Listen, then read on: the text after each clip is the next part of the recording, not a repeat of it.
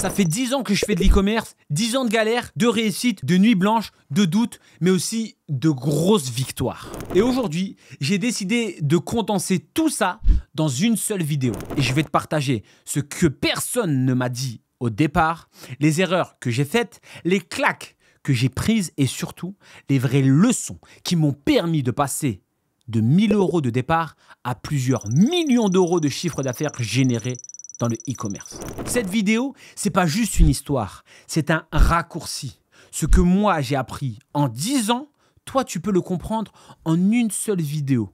Et crois-moi, ça peut te faire gagner plusieurs années de ta vie. Alors, on commence par le tout début.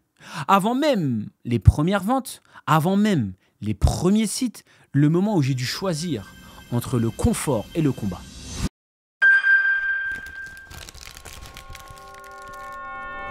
Bon, je vais commencer par te raconter un truc.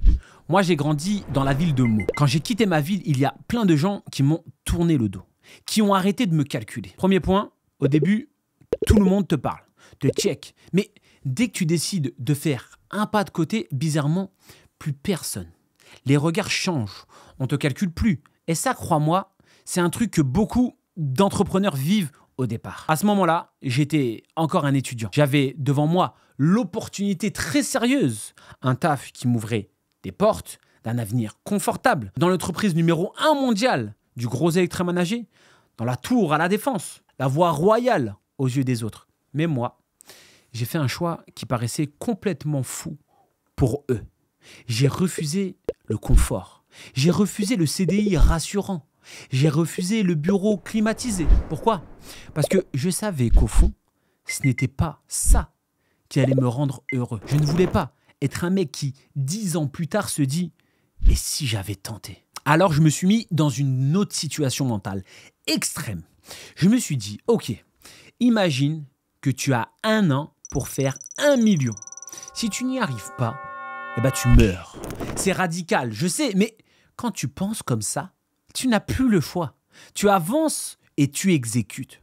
Parce que si tu mets en face 2 personnes, une qui sait qu'à la fin de l'année, elle aura toujours son job confortable, et une autre qui sait qu'à la fin de l'année, si elle n'a pas trouvé une solution, elle est finie. Laquelle tu penses va trouver la force, l'énergie, la créativité pour avancer? C'est celle qui n'a pas le choix, celle qui est dans l'inconfort, celle qui est dans une impasse. Et moi, j'ai choisi de me mettre volontairement dans cette situation-là, refuser la facilité, choisir le combat, parce que je savais que c'est dans l'inconfort que tu construis quelque chose de solide.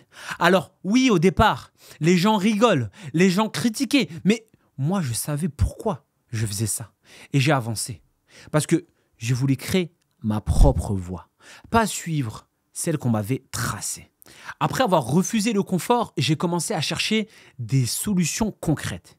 Et à l'époque, je ne parlais même pas encore d'Amazon. Moi, mes premiers pas dans l'e-commerce, c'était avec Wix.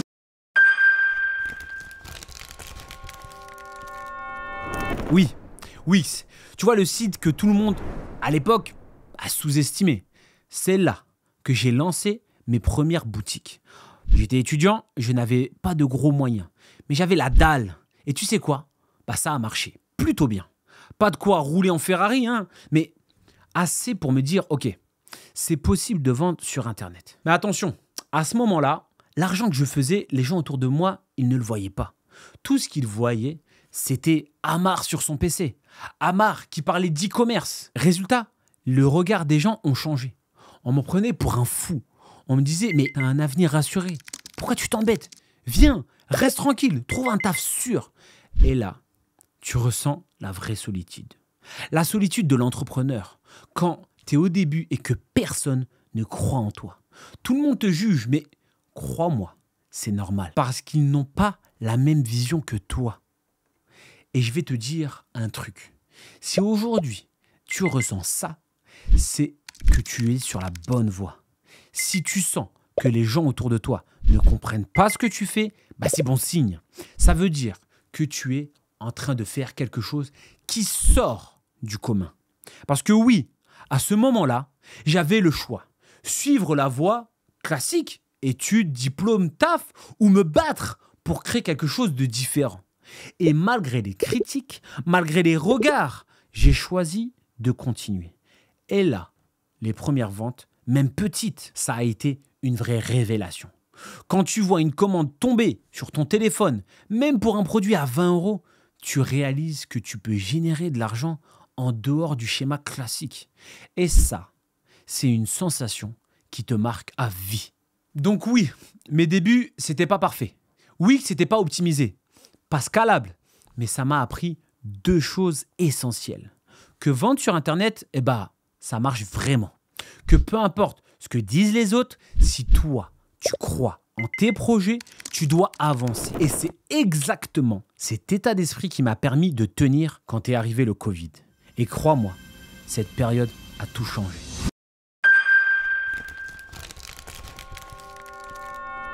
Il y a eu un moment bouleversant qui a totalement bouleversé aussi bien ma vie que mon business, le Covid. Avant ça, j'avais ouvert un magasin physique. J'avais investi, j'avais pris le risque et du jour au lendemain, tout s'est arrêté. Les salles de sport ont fermé. Les clients n'avaient plus la même consommation et crois-moi, je me suis retrouvé dans une situation où je ne savais même plus si mon business allait survivre. Moi qui vendais des compléments alimentaires. Je pensais que le commerce était stable.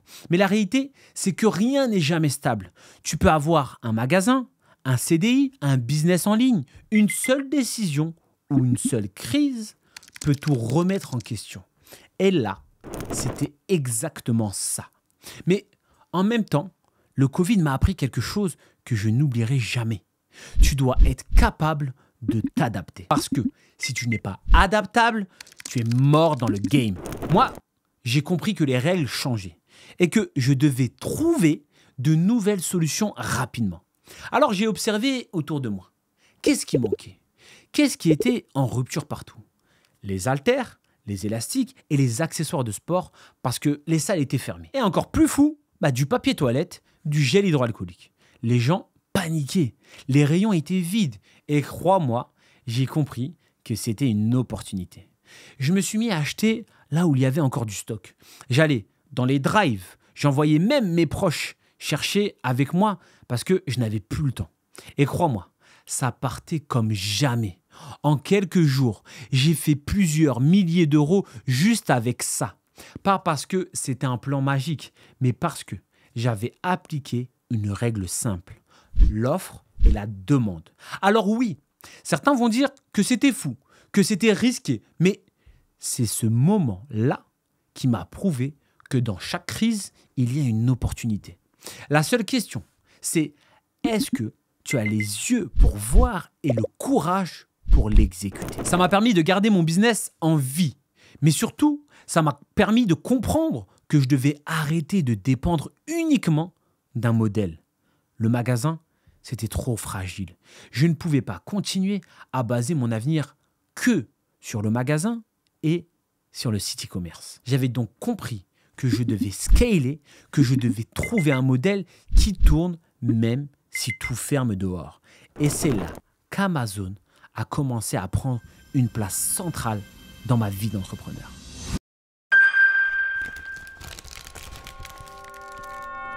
À ce moment-là, j'ai eu un vrai déclic.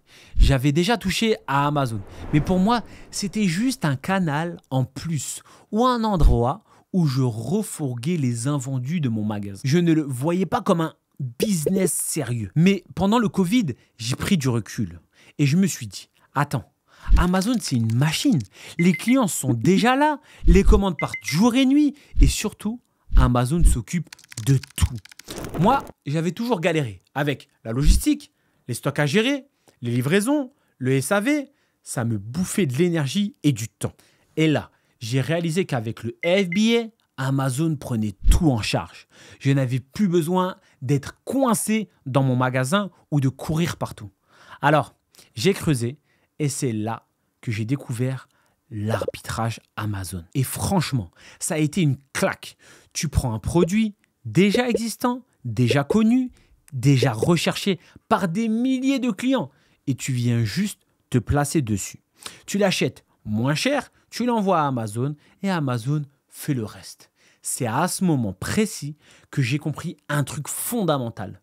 L'arbitrage, c'est le meilleur tremplin pour créer du cash flow rapidement.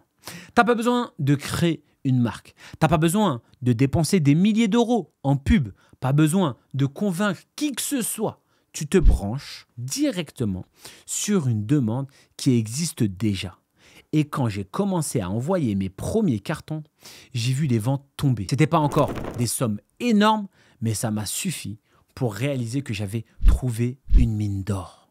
Et surtout, que je pouvais scaler. Parce que contrairement à mon magasin, ce business-là ne dort jamais. Je me souviens d'un soir où j'ai actualisé mon seller central. Et j'ai vu mes premières ventes arriver. Ça paraît rien aujourd'hui, mais ce soir-là, ça a changé ma vision. Je me suis dit, ok, là c'est concret. Là, je peux vraiment construire quelque chose de grand. Je suis là, devant mon ordinateur, les ventes tombent. Et sans voix, alors je n'ai pas touché un seul carton. Et tu sais ce qui fait toute la différence, c'est que ce n'était pas juste de l'argent qui rentrait, c'était de l'argent qui me montrait une chose. J'avais enfin un modèle qui pouvait tourner sans moi, un modèle que je pouvais faire grossir, un modèle qui pouvait financer tout le reste. C'est ce moment-là qui a tout déclenché. À partir de là, je n'ai plus vu Amazon comme une option, mais comme la colonne vertébrale de mon business. Et c'est ça qui m'a donné la vision pour la suite.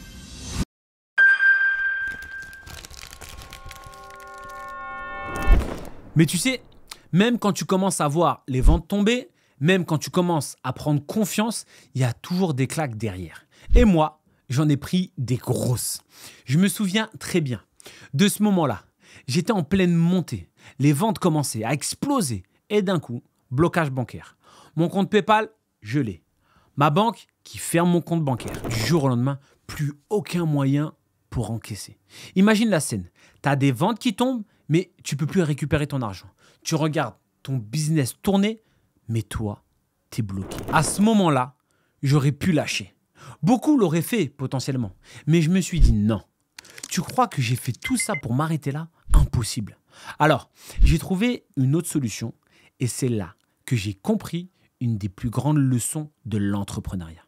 Peu importe le problème, il y a toujours un plan B, C, D ou même Z au carré. Toujours, mais seulement pour ceux qui décident de ne pas s'arrêter. Sauf que ce business, c'était pas mon seul combat. J'avais aussi ma famille à gérer, les factures et d'autres besoins. Et franchement, il y a eu des moments où c'était dur, très dur, tellement dur que j'ai dû prendre un job de nuit. Pendant 1 an et demi, j'ai bossé comme veilleur de nuit. La journée, je montais mon business. La nuit, je bossais pour amener de quoi subvenir aux besoins de ma famille. C'était une période où j'avais zéro confort. Je dormais presque pas, mais j'avais un truc en tête. Je savais pourquoi je faisais ça. La nuit, je mettais le masque du salarié. Le jour, je redevenais entrepreneur. Et je me suis dit, ok, c'est ça le prix à payer pour réussir, alors je vais le payer. Et c'est dans ces moments-là que tu vois la différence entre ceux qui tiennent et ceux qui lâchent. Parce qu'autour de moi, j'ai vu plein de gars abandonner. Dès que c'était un peu trop dur, dès que la route devenait compliquée, ils ont lâché. Moi, je ne pouvais pas. Je n'avais pas ce luxe. C'est là que la résilience est devenue ma vraie arme. Pas l'intelligence, pas le talent, pas la chance, juste la résilience. Cette capacité à dire « je suis au sol, mais je me relève ». Peu importe combien de fois, mais je me relève. Et crois-moi, ces moments où j'étais fatigué, où je doutais, où je me disais « est-ce que ça vaut vraiment le coup ?» C'est exactement ces moments-là qui m'ont forgé. Parce qu'aujourd'hui, quand je me regarde derrière, je me rends compte que c'est pas quand tout allait bien que j'ai grandi. C'est quand tout allait mal. C'est quand j'étais dos au mur. Et tu sais quoi? C'est ces périodes-là qui ont fait que je suis encore là aujourd'hui.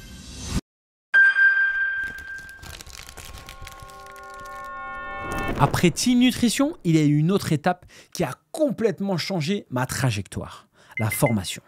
Pourquoi j'ai décidé de former? Déjà, parce que j'ai toujours aimé transmettre, mais surtout parce qu'à un moment, je me suis rendu compte d'un truc. Quand tu expliques quelque chose à quelqu'un, tu apprends 2 fois. La première fois, quand tu l'apprends pour toi, et la deuxième fois, quand tu l'enseignes. Et moi, j'avais accumulé tellement d'expériences terrain, tellement de galères, tellement d'essais, que c'était devenu presque un gâchis de garder ça uniquement pour moi. Et puis, il y a eu un point qui me tenait à cœur, la communauté musulmane. Je voyais que des gens dans le business, les gros noms même, ceux qui explosaient, c'était presque tous les mêmes. Tous des non-musulmans. Et moi, j'avais cette petite voix qui me disait peut-être qu'ils y arrivent parce qu'ils n'ont pas les mêmes limites que moi. Peut-être qu'ils font des crédits, qu'ils prennent des financements avec riba, qu'ils ont des leviers que moi, je ne peux pas utiliser. Et là, je me suis dit, attends, pourquoi on n'aurait pas nous aussi nos propres repères? Pourquoi on ne montrerait pas qu'il est possible d'entreprendre proprement, sans riba, sans compromis, tout en réussissant? C'est exactement pour ça que j'ai lancé ma première vidéo, notamment celle qui s'appelle « Entreprendre sans riba ». Parce que je voulais montrer que c'était possible, que tu n'as pas besoin de faire comme tout le monde, que tu peux construire un business solide avec discipline, résilience et les bons modèles sans te mettre en danger. Et de fil en aiguille, ça a pris. Les gens ont commencé à se reconnaître. J'ai commencé à recevoir des messages, des témoignages et surtout une communauté est née. Une communauté de vendeurs Amazon. Mais pas que. Une communauté d'entrepreneurs qui partagent les mêmes valeurs, la même vision et qui avancent ensemble. Aujourd'hui, c'est devenu un vrai écosystème. On a des coachings toutes les semaines, des élèves qui s'entraînent sur le mastermind, des gens qui arrivent parfois sans aucune compétence business et qui réalisent quelques mois plus tard déjà plusieurs milliers d'euros de chiffre d'affaires par semaine. Et ça, c'est pas juste parce que la méthode marche, c'est aussi parce qu'il y a une vraie fraternité derrière. Personne n'est laissé de côté. Quand tu bloques, tu viens. Tu poses tes questions, tu as une réponse. Quand tu doutes, tu vois les résultats des autres et ça te redonne la motivation. Et crois-moi, c'est ce qui fait toute la différence.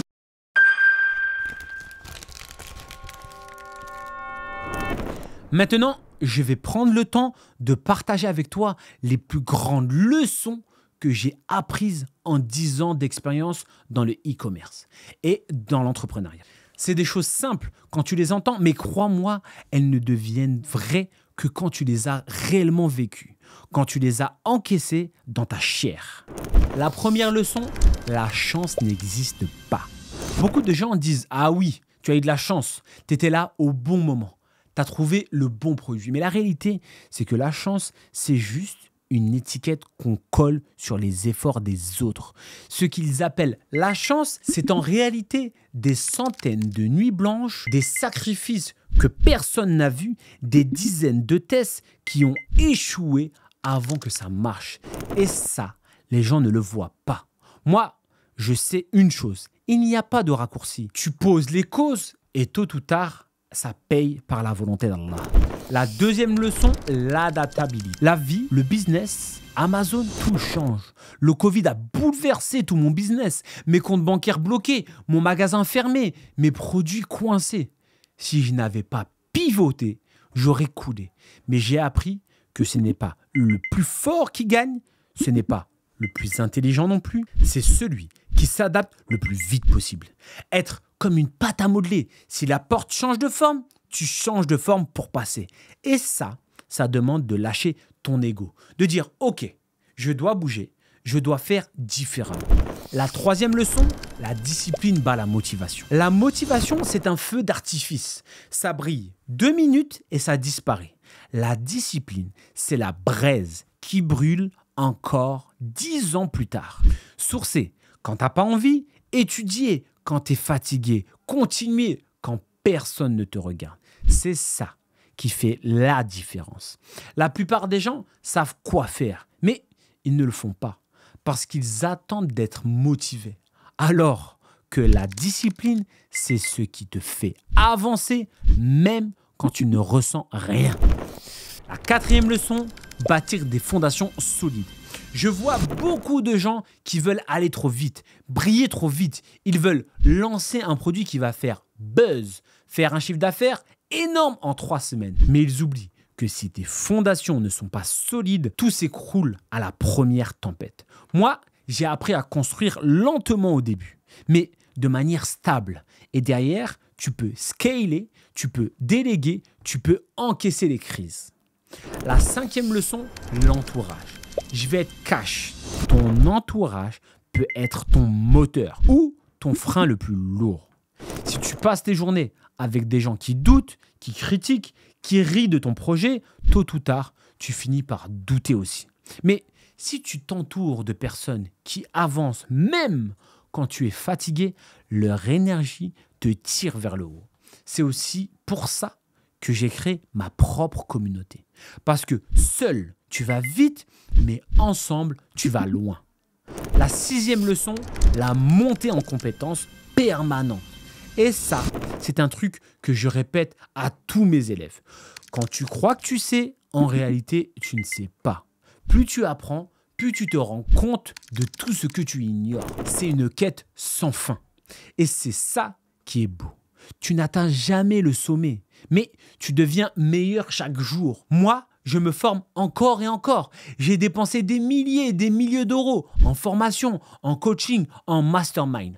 Parce que chaque compétence que tu ajoutes, c'est une brique de plus qui rend ton business incassable. La 7e leçon, la délégation. Au début, tu fais tout toi-même et c'est normal. Mais si tu veux scaler, tu dois apprendre à lâcher prise. Déléguer, ce n'est pas un luxe, c'est une nécessité. Parce que ton temps, ton énergie, ta créativité, elles doivent être concentrées sur là où tu as le plus d'impact. Moi, quand j'ai commencé à déléguer la logistique, la compta, une partie du support, j'ai libéré de l'espace pour penser stratégie, vision et croissance. Et ça m'a permis de passer un vrai cap.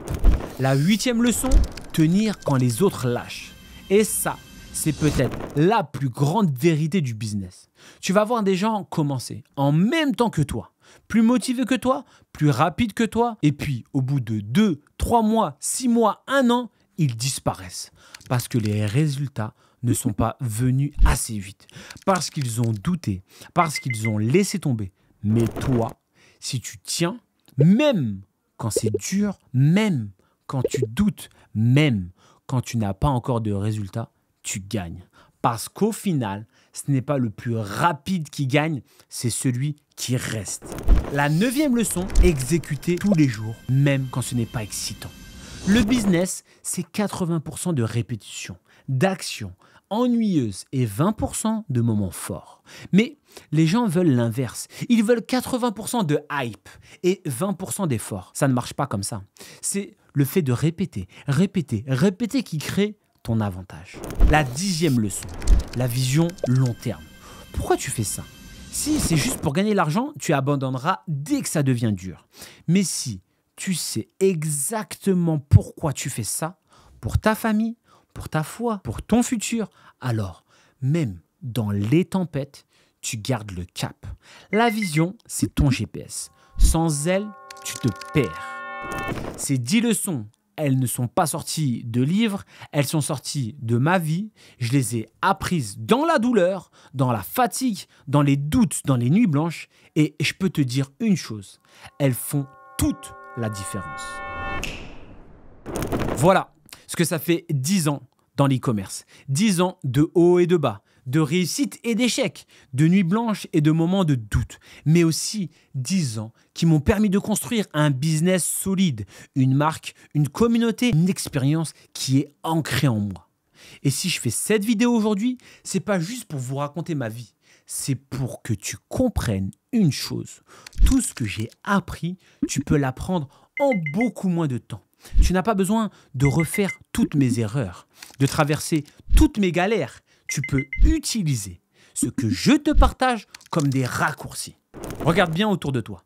Certains que tu connais vont rester bloqués 10 ans dans le même job, à se plaindre, à attendre la bonne opportunité, à espérer que leur vie change sans jamais bouger. Toi, tu peux décider aujourd'hui que tu ne seras pas cette personne. La vérité, c'est que dans ma communauté, il y a des élèves qui en quelques semaines ont fait ce que d'autres n'ont pas fait en 10 ans. Pourquoi? Parce qu'ils ont décidé de passer à l'action, d'appliquer, de retenir et de s'entourer des bonnes personnes. Alors, voilà ce que je te propose. Si tu veux toi aussi avancer concrètement, générer du cash flow, monter en compétences et surtout ne plus être seul dans ce chemin, j'ai mis à disposition une formation 100% gratuite. Elle est en description. Dedans, je te montre étape par étape comment démarrer sérieusement sur Amazon, même avec un petit budget, et tu auras accès au coaching où tu pourras échanger avec ceux qui sont déjà en train de tout déchirer. Et si tu veux aller plus loin, sache que la formation complète et le mastermind existent, mais je te le dis cash, les places sont extrêmement limitées. Je préfère accompagner moins de personnes, mais vraiment les pousser au maximum plutôt que d'avoir une foule que je ne peux pas suivre. Donc maintenant, c'est simple. Tu as deux options. Soit tu regardes cette vidéo, tu hoches la tête et tu passes à autre chose. Dans ce cas, rien ne change. Dans une semaine, un mois, un an, tu seras exactement au même point. Soit tu cliques sur le lien en description, tu passes à l'action et tu fais partie de ceux qui écrivent une nouvelle page de leur histoire. Et je te le dis, si tu prends cette décision aujourd'hui, dans quelques mois, tu seras peut-être celui qu'on cite en exemple, celui qui inspire les autres, les membres de ta famille, parce que tout commence par un premier pas. Merci d'avoir regardé cette vidéo jusqu'au bout. Mets un like si ça t'a apporté de la valeur. Abonne-toi pour ne pas rater les prochaines sorties de nouvelles vidéos. Clique sur le lien pour commencer ton vrai chemin dans l'e-commerce. On se retrouve de l'autre côté dans la formation gratuite. J'ai hâte de te voir au prochain coaching.